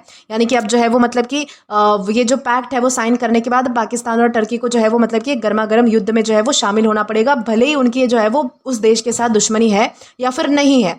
इस तरीके से यहाँ पर बताया गया था। तो पैक्ट जो है वो मतलब कि ऑनगोइंग वॉर्स में साइन हुआ था, ना कि वॉर्स के बाद साइन हुआ था। तो ये तो हम जो है वो कंसिडर नहीं कर सकते। ठीक है, चौथा हमारा आता है the pact promises that an arm attack on one member would be treated as an attack on all. तो ये तो करेक्ट है भाई कि एक मेंबर पर हमला बाकी सब पर भी हमला होगा, ये माना जाएगा। इस तरीके से जो है वो तीनों देश आपस में मतलब कि मिलकर लड़ेंगे। तो ये तो बात सही थी, तो इसे हम जो है वो मतलब कि करेक्ट मानकर चलते हैं। ठीक है, लास्ट हमारा आता है एग्रीमेंट ऑलरेडी ईरान को डेटर करने में सक्सेसफुल प्रूव हो चुका है। तो ये तो हमारा गलत है, क्योंकि ऑथर कहते हैं कि डेटरेंस अभी नॉन एग्जिस्टेंट है, इसलिए इफेक्टिवनेस प्रूव नहीं हुई है। ठीक है, यानी कि अभी तो ये सिर्फ कागज़ों पर है। अभी जब ये सब यानी कि सच में किसी चीज़ के लिए लड़ेंगे, किसी देश के साथ ये तीनों मिलकर लड़ेंगे, तब पता चलेगा कि इनका ये जो पैक्ट है वो कितना सच है या फिर कितना जो है वो मतलब कि दावेदार है। बाकी अभी तक जो है वो ऐसा कुछ नज़र नहीं आ रहा है, अभी तक तो ये नॉन एग्जिस्टेंट ही है, इस तरीके से बताया जा रहा है। तो ये तो हमारा रॉन्ग हो जाएगा। ठीक है, तो हमारे जो ऑप्शन नंबर जो मतलब कि पहला था, दूसरा था और जो चौथा था कि भाई तीनों कंट्रीज़ ने कलेक्टिव सिक्योरिटी का प्रॉमिस किया है, टर्की का जो मिलिट्री इंडस्ट्रियल बेस है वो एक्सपैंड हो रहा है, और जो हमारा चौथा ऑप्शन था कि एक मेंबर पर आर्म अटैक को सब पर अटैक माना जाएगा, ये हमारी जो सारी बातें हैं ये करेक्ट थी। यानी कि ये जो सारे स्टेटमेंट्स थे वो हमारे पैसेज में मेंशन किए गए थे। तो आई होप आपको ये क्वेश्चन भी अंडरस्टूड है। अब इसी के साथ हम आगे बढ़ेंगे हमारे अगले क्वेश्चन की ओर। अब दोस्तों इसके बाद हमारा अगला क्वेश्चन आता है which of the following views can be attributed to the writer, यानी कि राइटर का पॉइंट ऑफ व्यू किन स्टेटमेंट से रिफ्लेक्ट होता है, किन स्टेटमेंट से हमें पता चलेगा कि राइटर का point of view through out the passage क्या था। ठीक है, ऑप्शंस को हम डिस्कस करेंगे। तो सबसे पहला हमारा ऑप्शन आता है the agreement may increase Turkey's strategic space in West Asia, यानी कि एग्रीमेंट टर्की को वेस्ट एशिया में ग्रेटर स्ट्रैटेजिक स्पेस दे सकता है। तो ये तो करेक्ट है, पैसेज डायरेक्टली कहता है कि टर्की को मोर स्ट्रैटेजिक स्पेस मिलेगा, इस तरीके से हमने पढ़ा था। दूसरा आता है कि Pakistan is attempting to expand its role beyond its traditional South Asian position, कि भाई पाकिस्तान अपनी ट्रेडिशनल साउथ एशियन रोल से आगे बढ़ने की कोशिश कर रहा है, ये भी करेक्ट है। ऑथर कहते हैं कि पाकिस्तान जो है वो वेस्ट एशिया में सिक्योरिटी प्रोवाइडर और मेडिएटर के रूप में जो है वो अपना रोल एक्सपेंड करना चाहता है। कि पहले जो है वो मतलब कि इंडिया के सामने पाकिस्तान हमेशा कमज़ोर पड़ता था, लेकिन अब इन दोनों देशों के साथ एक पैक्ट पर साइन करने के बाद पाकिस्तान क्या कर रहा है कि एक मतलब कि बिचौले की तरह या फिर मतलब कि जो मेडिएटर होता है, सुलह करने वाला जो प्रोवाइडर होता है, सिक्योरिटी प्रोवाइडर, उसकी तरह जो है वो अपनी एक छवि बनाने की कोशिश कर रहा है। तो इस तरीके से ये भी करेक्ट हुआ। तीसरा आता है the agreements credibility will depend on whether political commitment becomes an actual deterrent, यानी कि एग्रीमेंट की जो क्रेडिबिलिटी है वो एक्चुअल डेटरेंस क्रिएट करने पर डिपेंड करेगी। तो ये भी करेक्ट है। ये पैसेज का हमारा कंक्लूडिंग पॉइंट था, आर्ग्यूमेंट था, जैसे कि आपने देखा होगा कि पॉलिटिकल कमिटमेंट को क्रेडिबल डेटरेंट में कन्वर्ट करना ज़रूरी है, इस तरीके से हमने पढ़ रखा था। तो ये भी हमारा सही है। अगला हमारा आता है collective security alliances are inherently incapable of preventing conflict, यानी कि कलेक्टिव सिक्योरिटी अलायंसेस कभी कन्फ्लिक्ट प्रिवेंट कर ही नहीं सकते। तो ये तो रॉन्ग है। ऑथर नाटो और CSTO जैसे अलायंसेस को कलेक्टिवली सिक्योरिटी के एग्जांपल्स के रूप में हमारे सामने पेश करते हैं, यानी कि मेंशन करते हैं। वो ये नहीं कहते कि ऐसे अलायंसेस इनहेरिटेंटली यूजलेस हैं, बल्कि उन्होंने एग्जांपल भी दिए हैं कि नाटो और CSTO ने जो है वो ऐसे काम किए भी है। तो ये तो हमारा गलत हो जाएगा, इसे हम जो है वो कंसिडर नहीं कर सकते। पांचवा हमारा आता है the agreement has already solve the security concerns of all 3 countries, यानी कि एग्रीमेंट ने तीनों कंट्रीज के सिक्योरिटी प्रॉब्लम्स को सॉल्व कर दिया है। तो ये भी रॉन्ग है। ऑथर क्लियरली बोलते हैं कि अब ये कहना टू अर्ली है, बहुत ही जल्दबाजी होगी कि एग्रीमेंट सिक्योरिटी चैलेंज सॉल्व करेगा। अभी तो ये सिर्फ जो है वो कागज़ पत्र पर है, अभी ये सारी चीज़ें जो है वो मतलब कि फिजिकली देखने के लिए नहीं मिली है। तो ये बहुत ही जल्दबाजी होगी, इस तरीके से बताया गया था। तो ये भी जो है वो हमारा पांचवा ऑप्शन भी इनकरेक्ट हो जाएगा। ठीक है, तो हमारा आई थिंक हमारा जो पहला, दूसरा और जो तीसरा ऑप्शन था कि भाई एग्रीमेंट टर्की को जो है वो वेस्ट एशिया में ग्रेटर स्ट्रैटेजिक स्पेस दे सकता है, पाकिस्तान अपनी ट्रेडिशनल साउथ एशियन रोल से आगे बढ़ने की कोशिश कर रहा है, साथ ही साथ एग्रीमेंट की क्रेडिबिलिटी एक्चुअल डेटरेंस क्रिएट करने पर डिपेंड करेगी। ये तीनों जो ऑप्शन है वो हमारे करेक्ट होते हैं। ठीक है, इन्हें हमें जो है वो कंसिडर करना है, राइट टिक करना है। अब दोस्तों इसी के साथ हम आगे बढ़ेंगे हमारे अगले क्वेश्चन की ओर। अब दोस्तों इसके बाद हमारा अगला क्वेश्चन आता है, which of the following if true would most strengthen the author's argument that the Mecca agreement currently lakhs a credible deterrent. यानी कि यहाँ पर क्या बताया गया है, यानी कि एक क्वेश्चन पूछा जा रहा है कि कौन सी इंफॉर्मेशन ऑथर के इस आर्ग्यूमेंट को सबसे ज़्यादा स्ट्रॉन्ग करेगी कि एग्रीमेंट के पास अभी क्रेडिबल डेटरेंस नहीं है। तो हमें ऑप्शंस में देखना है कि कौन सी वो चीज़ है। सबसे पहला हमारा ऑप्शन आता है, the 3 countries have increase cultural exchanges after signing the argument. Cultural exchanges बढ़ गया है, तो ऐसी तो कोई बात नहीं हुई थी। कल्चरल एक्सचेंजेस कॉपरेशन दिखाते हैं लेकिन मिलिट्री डेटरेंस प्रूव नहीं करते, ठीक है, इस तरीके से। तो ये तो हमारा ऑप्शन जो है वो मतलब कि हम जो है वो मतलब कि साइड करेंगे, यानी कि इसे हम कंसिडर नहीं कर सकते। Turkey has recently increase drone exports, यानी कि मतलब कि टर्की ने जो है वो ड्रोन के जो एक्सपोर्ट्स हैं, यानी कि जो मतलब कि निर्यात करना है वो बढ़ा दिया है। तो ड्रोन एक्सपोर्ट्स टर्की की मिलिट्री इंडस्ट्रियल कैपेबिलिटी को सपोर्ट करते हैं लेकिन एग्रीमेंट की डेटरेंस क्रेडिबिलिटी डायरेक्टली प्रूव नहीं करते, तो इसे भी जो है वो हम कंसिडर नहीं कर सकते। Saudi Arabia has expanded it's oil production capacity, यानी कि सऊदी अरेबिया की ऑयल प्रोडक्शन कैपेसिटी जो है वो बढ़ चुकी है। ऑयल प्रोडक्शन का एग्रीमेंट की मिलिट्री डिटेरेंस से कोई डायरेक्ट लेना देना ही नहीं है, कोई कनेक्शन ही नहीं है, तो इसे भी हम जो है वो कंसिडर नहीं कर सकते। अगला हमारा आता है, Pakistan has conducted more military exercise with Saudi Arabia, यानी कि मतलब कि पाकिस्तान ने सऊदी अरेबिया के साथ मिलिट्री एक्सरसाइजेस बढ़ा दिए, तो ये भी गलत है। मिलिट्री एक्सरसाइज डेटरेंस को पोटेंशियली स्ट्रेंथन कर सकते हैं, इसलिए ये ऑथर के आर्ग्यूमेंट को वीकन भी करेगा, तो ये तो मतलब कि अपोजिट हो जाएगा ना, तो ये तो हम जो है वो कंसिडर नहीं करेंगे। और हमारा लास्ट ऑप्शन बचता है, Iran countries to attack targets in the region despite the announcement of the collective defence pact, यानी कि कलेक्टिव डिफेंस पैक्ट के अनाउंसमेंट के बाद भी ईरान रीजन में अटैक्स कंटिन्यू करता रहा। तो ये तो करेक्ट है कि अगर पैक्ट अनाउंस होने के बाद भी ईरान अटैक कंटिन्यू करे तो ये स्ट्रॉन्ग एविडेंस होगा कि एग्रीमेंट ईरान को डेटर नहीं कर पा रहा है, ठीक है। तो ये ऑथर के सेंट्रल कंसर्न को डायरेक्टली सपोर्ट कर रहा है, इस तरीके से हम समझ सकते हैं। तो हमारा ये जो एक लास्ट ऑप्शन है ना, 5th वाला, वही करेक्ट है, बाकी सारे रॉन्ग है, इस तरीके से हमें समझना है। अब इसी के साथ हम आगे बढ़ेंगे और आज का हमारा लास्ट एक क्वेश्चन बचता है, उसे भी हम जो है वो डिस्कस कर लेंगे। तो दोस्तों आज का हमारा लास्ट क्वेश्चन आता है, which of the following can be logically inferred from the passage, यानी कि पैसेज से लॉजिकली क्या कंक्लूड किया जा सकता है। ओके, इसके हमें ऑप्शंस चेक करने हैं। सबसे पहला ऑप्शन आता है, the agreement is partly response to uncertainty over the future level of US involvement in the West Asia, यानी कि एग्रीमेंट पार्टली यूएस इन्वॉल्वमेंट को लेकर अनसर्टेनिटी का रिस्पॉन्स है। तो भाई ये चीज़ करेक्ट है। ऑथर क्लियरली बताते हैं कि रिड्यूस्ड अमेरिकन स्ट्रैटेजिक प्रेजेंस के पॉसिबिलिटी के बीच रीजनल पावर्स ऑल्टरनेटिव पार्टनरशिप्स ढूंढ रहे हैं, तो ये हमारा करेक्ट हो जाएगा। दूसरा आता है, the 3 countries possesses different strategic capabilities that could complement one another, ये भी सही है। तीनों कंट्रीज की डिफरेंट स्ट्रैटेजिक कैपेबिलिटीज एक दूसरे को कॉम्प्लीमेंट कर सकती है। पाकिस्तान के पास न्यूक्लियर कैपेबिलिटी और पावरफुल मिलिट्री है, सऊदी अरेबिया के पास फाइनेंशियल रिसोर्सेज है, इन्फ्लुएंस है, या फिर मतलब कि कच्चा तेल का जो है वो बहुत ही बड़ा एक मतलब कि खजाना है, इस तरीके से हम कह सकते हैं। रिलीजन के बेसिस पर वहाँ के लोग बहुत ही स्ट्रांग है। टर्की के पास मिलिट्री इंडस्ट्रियल कैपेबिलिटीज़ है, तो इन कैपेबिलिटीज़ का कॉम्बिनेशन स्ट्रैटेजिक एडवांटेज दे सकता है कि भाई अब जब मतलब कि तीनों देशों ने पैक्ट साइन कर ही लिया है कि एक पर हमला सब पर हमला, तो ये तीनों जो है वो आपस में मदद करते ही रहेंगे चीज़ों को लेकर, तो ये भी सही है। तीसरा आता है, the timing of the agreement is connected to heighten regional security concerns, तो ये भी करेक्ट है कि एग्रीमेंट जो है वो मतलब कि उसका जो टाइमिंग था वो इंक्रीज रीजनल सिक्योरिटी कंसर्न से कनेक्टेड है, कि एग्रीमेंट जो है वो ऑनगोइंग ईरान और इजराइल कन्फ्लिक्ट और रीजनल इंस्टेबिलिटी के बीच में साइन हुआ, इसलिए टाइमिंग सिक्योरिटी कंसर्न से क्लियरली कनेक्टेड होता है कि सऊदी अरेबिया ने जो है वो अच्छा मौका देखकर इस पैक्ट को साइन किया है, क्योंकि इसके बाद जो है वो पाकिस्तान और टर्की को जो है वो मतलब कि एक युद्ध करना पड़ेगा, यानी कि युद्ध में उतरना पड़ेगा, क्योंकि अब वो जो है वो मतलब कि तीनों देश एक अपने आप को जो है वो एक मतलब कि समझकर जो है वो लड़ेंगे, इस तरीके से। इसे भी हम जो है वो करेक्ट मान सकते हैं, ठीक है, ये भी हमने कंसिडर किया है। अगला हमारा आता है, the agreement guarantees that Iran will not attack any member in the future, यानी कि एग्रीमेंट ये गारंटी करता है कि ईरान फ्यूचर में किसी मेंबर पर अटैक नहीं करेगा। तो एग्रीमेंट गारंटी नहीं करता कि भाई ईरान कभी अटैक नहीं करेगा। ऑथर एक्चुअली कहते हैं कि ईरान को डिटर करना अनलाइकली है, ईरान को जो है वो मतलब कि एक तरीके से उसके मन में एक खौफ पैदा करना, ये जो है वो मतलब कि आई थिंक मतलब कि अभी तक ये चीज़ जो है वो क्लियर हो नहीं सकती, ये जो है वो मतलब कि नॉन एग्जिस्टेंट ऐसी कुछ चीज़ बताई गई थी, तो उस तरीके से ये जो है वो रॉन्ग है। आखिरी हमारा ऑप्शन आता है, the writer believes the alliance has no potential strategic value whatsoever, यानी कि राइटर के अकॉर्डिंग अलायंस की बिल्कुल कोई मतलब कि स्ट्रैटेजिक वैल्यू ही नहीं है, तो ये भी रॉन्ग है। राइटर अलायंस की पोटेंशियल वैल्यू को कम्प्लीटली रिजेक्ट नहीं करते हैं। वो डिफेंस कॉपरेशन, इंटरऑपरेबिलिटी या फिर जो स्ट्रैटेजिक स्पेस थे, इनके जैसे जो पॉसिबल बेनिफिट्स थे उनको एक्नॉलेज कर रहे थे, ठीक है। तो इस तरीके से ये भी हमारा ऑप्शन जो है वो मतलब कि इनकरेक्ट हो जाता है। बचते हैं हमारे स्टार्टिंग के 3 ऑप्शंस 1, 2, 3, ये हमारे जो है वो करेक्ट होंगे, जहाँ पर हमने बात की थी कि भाई एग्रीमेंट पार्टली यूएस इन्वॉल्वमेंट को लेकर अनसर्टेनिटी का रिस्पॉन्स है। तीनों कंट्रीज़ की डिफरेंट स्ट्रैटेजिक कैपेबिलिटीज़ एक दूसरे को कॉम्प्लीमेंट कर सकती है।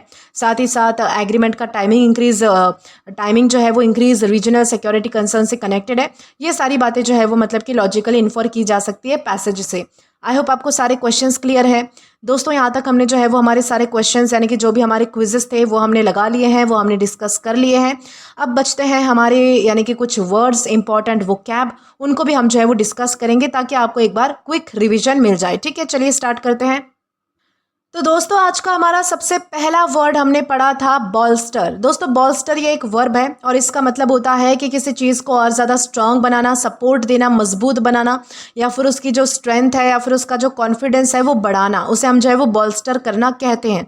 ये सिर्फ जो है वो फिजिकल स्ट्रेंथ के लिए यूज़ नहीं होता है, बल्कि इकोनॉमी के लिए, सिक्योरिटी, कॉन्फिडेंस, रेप्यूटेशन या फिर जो रिलेशनशिप्स होते हैं उनके लिए भी हम जो है वो यूज़ कर सकते हैं। ओके, इन सारी चीज़ों के लिए यूज़ होता है। जैसे कि पैसेज में बॉल्स्टर कलेक्टिव सिक्योरिटी कहा गया था, यानी कि कलेक्टिव सिक्योरिटी को और ज़्यादा स्ट्रांग बनाना, ऐसा हमें आइडिया दिया गया था, ऐसा हमें जो है वो मतलब कि एक बात बताई गई थी, ठीक है।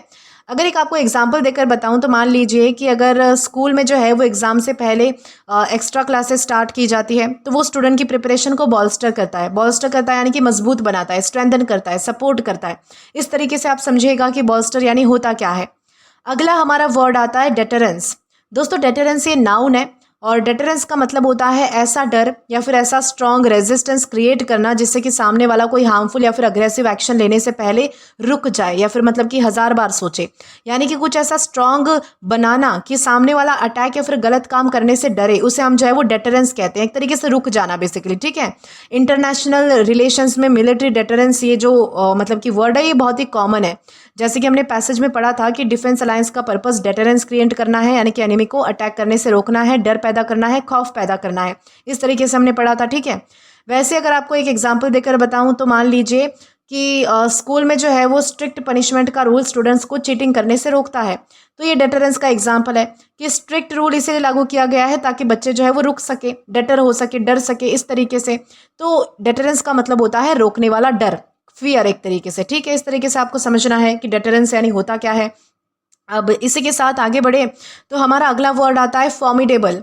दोस्तों फॉर्मिडेबल ये एक एग्जेक्टिव है और इसका मतलब होता है कि फॉर्मिडेबल किसी ऐसी पर्सन, टीम या फिर ऑर्गेनाइजेशन या फिर फोर्स को डिस्क्राइब करता है जो बहुत ही पावरफुल है, स्ट्रॉन्ग है या फिर बहुत ही डिफिकल्ट टू डिफीट है या फिर डील विथ है, यानी ओके जिसके साथ डील करना बहुत ही मुश्किल है या फिर जिसको डिफीट करना, पराजित करना बहुत ही मुश्किल है, तो उसे हम जो है वो फॉर्मिडेबल कह सकते हैं।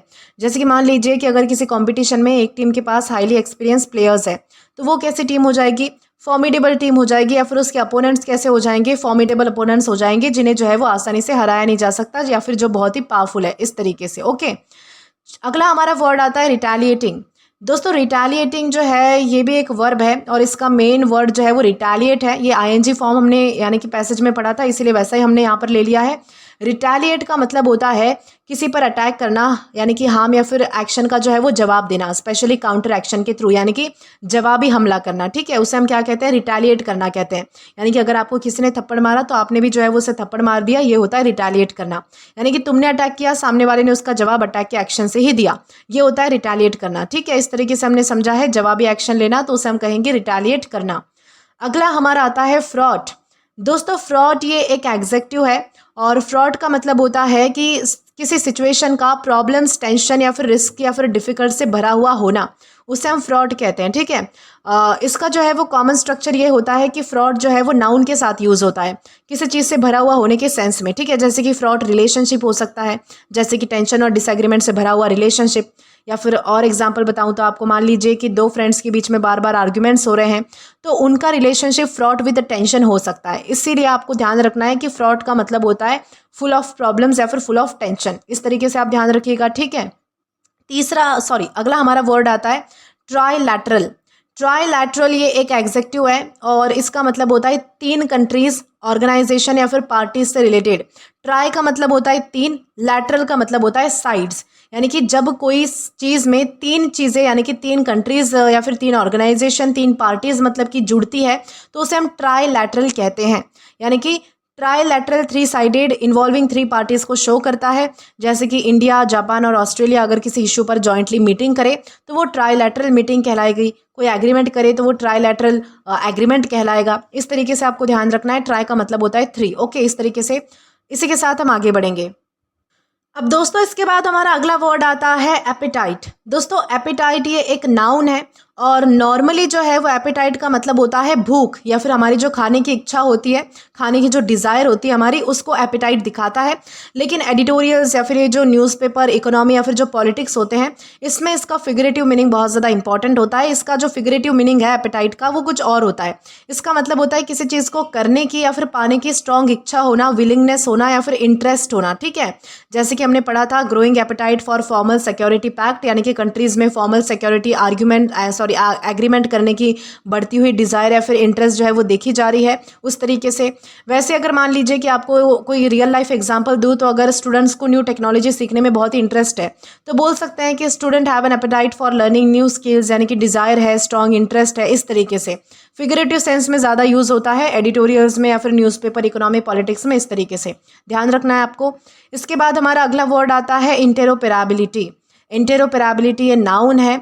इसका मतलब होता है डिफरेंट सिस्टम्स, डिफरेंट ऑर्गेनाइजेशन या फिर टेक्नोलॉजीज या फिर फोर्स का एक दूसरे के साथ इफेक्टिवली काम कर पाना, उसे हम इंटेरोपेराबिलिटी कहते हैं। यानी कि डिफेंस के कॉन्टेक्स्ट में इसका क्या मतलब होता है कि डिफरेंट कंट्रीज़ की जो मिलिट्री फोर्सेज है वो एक साथ स्मूथली ऑपरेट कर सके, कम्युनिकेट कर सके, इक्विपमेंट सिस्टम्स को कोऑर्डिनेट कर सके, उसे हम जो है वो मतलब कि मिलिट्री इंटेरोपेराबिलिटी कह सकते हैं। जैसे कि हमने पढ़ा था कि पाकिस्तान, सऊदी अरेबिया और जो टर्की है उनकी फोर्सेस का इफेक्टिवली मिलकर काम कर पाना, तो उनके क्या है, मिलिट्री इंटेरोपेराबिलिटी है। इस तरीके से, ठीक है। जैसे कि मान लीजिए कि एक एग्जांपल लेते हैं कि एंड्रॉयड फ़ोन और ब्लूटूथ हेडफोन्स अलग अलग कंपनीज़ के हैं लेकिन दोनों प्रॉपरली कनेक्ट होकर काम करते हैं, तो ये इंटेरोपेरेबिलिटी या फिर ये जो कंपैटिबिलिटी है इसका सिंपल एग्जांपल समझ सकते हैं। ठीक है, यानी कि डिफरेंट सिस्टम्स वर्किंग टुगेदर वो होती है इंटेरोपेरेबिलिटी। अगला हमारा वर्ड आता है लाइबिलिटी। दोस्तों लाइबिलिटी ये नाउन है और लाइबिलिटी के 2 इंपॉर्टेंट मीनिंग्स होते हैं। पहला है रिस्पॉन्सिबिलिटी, लीगल और फाइनेंशियल ऑब्लिगेशन, यानी कि किसी पर्सन या फिर ऑर्गेनाइजेशन की जिम्मेदारी या फिर फाइनेंशियल ऑब्लिगेशन जिसे हम कह सकते हैं, ये इसका जो है वो पहला मीनिंग है। और दूसरा लाइबिलिटी का मीनिंग होता है वीकनेस या फिर बर्डन, यानी कि किसी सिचुएशन में ऐसी चीज़ जो एडवांटेज के बजाय प्रॉब्लम या फिर वीकनेस बन जाती है तो उसे भी हम जो है वो लाइबिलिटी कह सकते हैं। जैसे कि मान लीजिए कि बिजनेस में जो है वो अक्सर कर्जा कंपनी के लिए क्या हो सकता है, लाइबिलिटी हो सकता है, बहुत बड़ी दिक्कत हो सकती है, बहुत बड़ी कमज़ोरी हो सकती है। इसी तरह और स्पोर्ट्स टीम में जो है वो इंजर्ड की प्लेयर कभी कभी टीम के लिए प्रैक्टिकल लाइबिलिटी बन सकता है कि भाई जो मेन प्लेयर है वही अगर इंजर्ड हो चुका है तो वो खेल नहीं पाएगा, तो ये भी एक बहुत बड़ी दिक्कत है, फिर मतलब कि बर्डन, वीकनेस बन सकता है। तो इस तरीके से आपको समझना है कि लाइबिलिटी के 2 मीनिंग्स होते हैं। एक मीनिंग होता है कि भाई कोई जिम्मेदारी, दूसरा होता है बर्डन या फिर वीकनेस। आई होप आपको क्लियर है। अब इसी के साथ हम आगे बढ़ेंगे तो यहाँ पर हमारा अगला वर्ड आता है डेटरेंट। दोस्तों डेटरेंट ये नाउन की तरह भी यूज़ होता है और एग्जेक्टिव की तरह भी यूज़ होता है। डेटरेंट वो चीज़ या फिर फैक्टर होता है जो किसी को कोई एक्शन लेने से रोकता है, यूजुअली डर, कॉस्ट या फिर पनिशमेंट या फिर रिस्क। ठीक है, डिफरेंस याद रखो, डेटरेंस रोकने का कंसेप्ट है और डेटरेंट रोकने वाली स्पेसिफिक चीज़ है नाउन और एग्जेक्टिव के सेंस में। ठीक है, जैसे कि मान लीजिए कि हैवी फाइन जो है वो ट्रैफिक वायलेशंस के अगेंस्ट एक डेटरेंट हो सकता है, रोकने वाली कोई स्पेसिफिक चीज़ हो सकती है हैवी फाइन। ठीक है, यानी कि भारी अगर आपको फाइन लगाया जाएगा तो आप जो है वो ट्रैफिक रूल्स क्यों ही तोड़ोगे, तो ये आपके लिए डेटरेंट बन सकता है, यानी कि रोकने वाली कोई स्पेसिफिक चीज़ बन सकती है। लेकिन मिलिट्री के कॉन्टेक्स्ट में पावरफुल डिफेंस सिस्टम एनिमी के लिए डेटरेंट हो सकता है, रोकने का कंसेप्ट हो सकता है, रोकने का इफेक्ट हो सकता है। इस तरीके से आपको ध्यान रखना है, डेटरेंट का मतलब होता है रोकने वाली चीज़। ओके, और दोस्तों आज का हमारा एक लास्ट वर्ड बचता है जो कि है मेडिएटर। मेडिएटर नाउन है, इसका मतलब होता है वो पर्सन, वो कंट्री या फिर वो ऑर्गेनाइजेशन जो दो कन्फ्लिक्टिंग पार्टीज के बीच डिस्कशन करवाता है और सोल्यूशन सेटलमेंट तक पहुंचाने में हेल्प करता है। मेडिएटर खुद यूजुअली किसी एक साइड को फेवर करने के बजाय दोनों साइड्स के बीच में ब्रिज का काम करता है, दोनों की सुलह करवाता है। बिचौला जिसे हम कह सकते हैं ना, बिचौलिया या फिर जो भी आप कहो, वो यानी कि सुलह करने वाला। जैसे कि मान लीजिए कि पैसेज में कहा गया था कि पाकिस्तान जो है वो वेस्ट एशिया में मेडिएटर के रोल को एक्सपैंड करना चाहता है, ठीक है, अपनी एक ऐसी आइडेंटिटी वो बनाना चाहता है। ये होता है मेडिएटर का काम करना। जैसे कि मान लीजिए कि एक एग्जांपल लेते हैं कि दो बच्चे हैं, उनका जो है वो सीरियस आर्ग्यूमेंट हो गया है और टीचर दोनों को जो है वो बिठाकर सोल्यूशन निकालने में हेल्प कर रहे हैं। तो टीचर यहाँ पर जो है वो मेडिएटर का रोल प्ले कर रहे हैं, यानी कि बीच बचाव करने वाला, इस तरीके से आप समझिए। तो इसी के साथ हमारे ये जो सारे वर्ड्स हैं वो खत्म होते हैं। सारे वर्ड्स हमने अच्छे से डिस्कस कर लिए हैं, हमारा एडिटोरियल भी हमने डिस्कस किया है, साथ ही साथ हमने क्विजेस भी लगाए हैं जो कि आपके एग्जाम के लिए रेलिवेंट है या फिर इंपॉर्टेंट है बहुत ज़्यादा। इसके बाद हमने जो हमारे मतलब कि आज जो भी हमने वर्ड्स पढ़े थे उनकी एक क्विक रिवीजन भी ले ली है, मतलब कि डिटेल्ड मीनिंग के साथ। आई होप आपको सारी चीज़ें अच्छे से क्लियर हो चुकी है, समझ चुकी है। तो दोस्तों आज के लिए बस इतना ही। आशा करती हूँ कि आपको आज का ये वीडियो पसंद आया है, सारी चीज़ें अच्छे से समझ आई है। दोस्तों आज के लिए बस इतना ही। अगर आपने अभी तक हमारा टेलीग्राम चैनल ज्वाइन नहीं किया है या फिर टेलीग्राम की आपको लिंक नहीं पता है, तो टेलीग्राम की लिंक आपको जो है वो डिस्क्रिप्शन बॉक्स में प्रोवाइड की गई है। और साथ ही साथ अभी जो आपको आपके स्क्रीन पर QR कोड दिख रहा है, वहाँ से भी आप जो है वो डायरेक्टली स्कैन करके हमारा टेलीग्राम चैनल ज्वाइन कर सकते हैं, ताकि आप कभी भी किसी भी नए आने वाले वीडियोज़ को लेकर कोई भी अपडेट्स को मिस ना करें। और दोस्तों अगर आपको आज का ये वीडियो पसंद आया है या फिर हेल्पफुल लगा है तो do like this video, subscribe the channel and share as much as you can. और अगर आपने इससे पहले वाले वीडियोस नहीं देखे हैं तो यहाँ पर मैंने आपके लिए एक प्लेलिस्ट प्रोवाइड कर दी है, जहाँ पर आप क्लिक करके वो सभी पहले वाले वीडियोस भी देख सकते हैं और उन्हें एक्सप्लोर भी कर सकते हैं। Till then keep learning. Thank you.